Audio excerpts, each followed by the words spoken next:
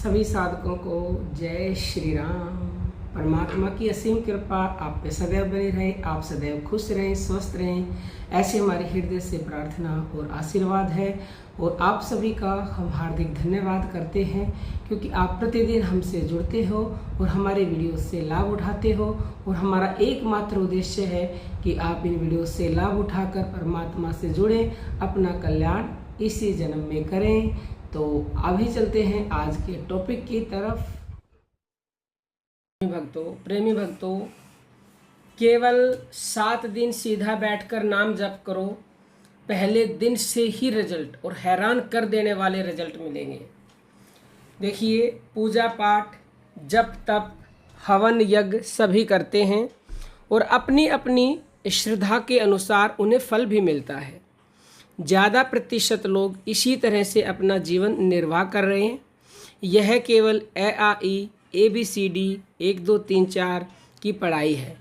इसको लोग याद भी कर लेते हैं, लेकिन जो फल जो संतुष्टि मिलनी चाहिए वह नहीं मिलती है, क्योंकि केवल बोलने से, सुनने से या पढ़ने से पूर्ण फल की प्राप्ति नहीं होती है।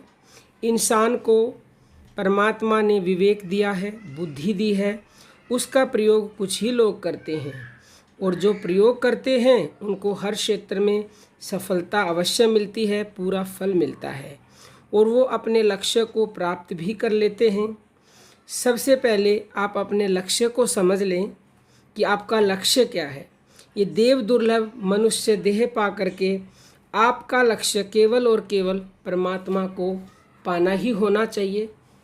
हमारे संतों ने बहुत से उदाहरण दिए हैं और तरह तरह से उन्होंने समझाया है, लेकिन हम अपनी बुद्धि और विवेक का प्रयोग ही नहीं करते। इसलिए हम आपसे विनम्र निवेदन करते हैं कि आप अपनी बुद्धि और विवेक का प्रयोग करें और भगवान को पाएं। अब प्रश्न यह आता है कि भगवान को पाने के लिए हमें क्या करना होगा। तो आज हम आपको बहुत ही सरल तरीके से समझाएंगे, बताएंगे, जिसको आपने अपने जीवन में उतार लिया तो आप बहुत शीघ्र परमात्मा को पा लेंगे। आपको क्या करना है, ध्यान से समझ लीजिए। आप केवल हमारे कहने से 7 दिन सीधा बैठ करके नाम जप करके देखें तो इससे आपको परमात्मा की प्राप्ति बहुत ही शीघ्र होगी। अब आप कहेंगे सीधा बैठने से कैसे परमात्मा मिलेंगे, तो चलिए समझा देते हैं।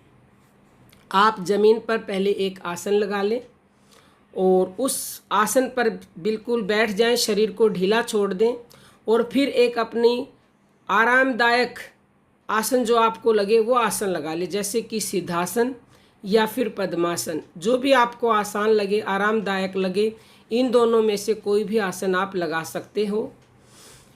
ये आसन लगाने से रीढ़ की हड्डी बिल्कुल सीधी अपने आप ही हो जाती है, नहीं तो आपको करनी पड़ती है। यदि ये आसन लगा लिए तो रीढ़ की हड्डी अपने आप सीधी हो जाती है, इसलिए हमने यह 2 ही आसन बताए हैं। आपको गर्दन सीधी रखनी है और दूसरा तरीका है, आपको आपकी कमर को, रीढ़ की हड्डी को सीधा करने का जो चेक किया जाता है वो चेक करें। यदि आपके कपड़े में सलवट हैं तो इसका मतलब आप सीधे नहीं बैठे हो, और कपड़े में सलवट नहीं है, कपड़ा बिल्कुल सीधा है, तो आप समझ लो बिल्कुल सीधे बैठे हो।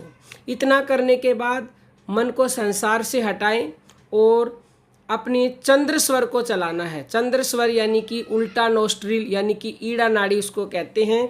तो इसको चलाने का तरीका है, सीधे नोस्ट्रिल को अंगूठे से बंद करें और 2 मिनट तक लंबी गहरी सांस लें और छोड़ें, लें और छोड़ें। जब 2 मिनट हो जाएं तो अपने नाक के आगे उंगली को लेके आएं और श्वास को लें और लंबी गहरी लें और लंबी गहरी छोड़ें।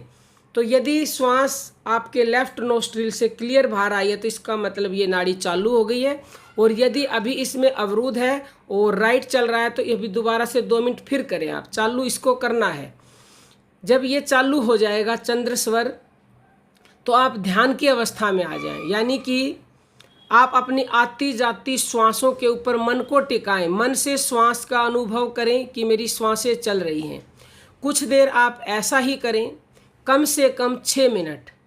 6 मिनट में मन टिक जाए तो अच्छी बात है, ना टिके तो आप 12 मिनट भी कर सकते हो और भी ज़्यादा कर सकते हो।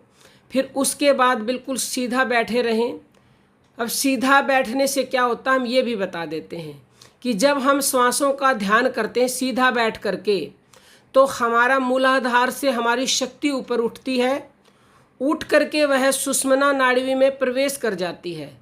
शक्ति यानी कि हमारी प्राण शक्ति, यानी कि वह प्राण शक्ति आज्ञा चक्र तक पहुंच जाती है। फिर आप अपने मन को आज्ञा चक्र पर लेके जाएं। फिर कुछ देर बाद जब आज्ञा चक्र पर स्पंदन होना महसूस हो तो अपने मन को पूरी तरह से उस स्पंदन के साथ आप जोड़ दें। आप नियमित यह अभ्यास करेंगे तो उस स्पंदन में से ही परमात्मा प्रकट होंगे।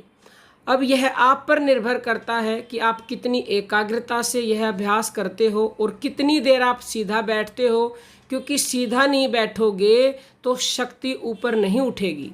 शक्ति ऊपर नहीं उठेगी तो प्राण शक्ति सुषुम्ना में प्रवेश नहीं करेगी, और यह सुषुम्ना नाड़ी ही ब्रह्म नाड़ी है। यानी कि प्राण सुषुम्ना में प्रवेश कर गया तो आपको ब्रह्म का साक्षात्कार हो जाता है और आपके बिन मांगे ही आपको सब कुछ मिल जाता है। तो उम्मीद है आप ये अभ्यास जरूर करेंगे और दूसरों के पास भी इस वीडियो को शेयर करेंगे।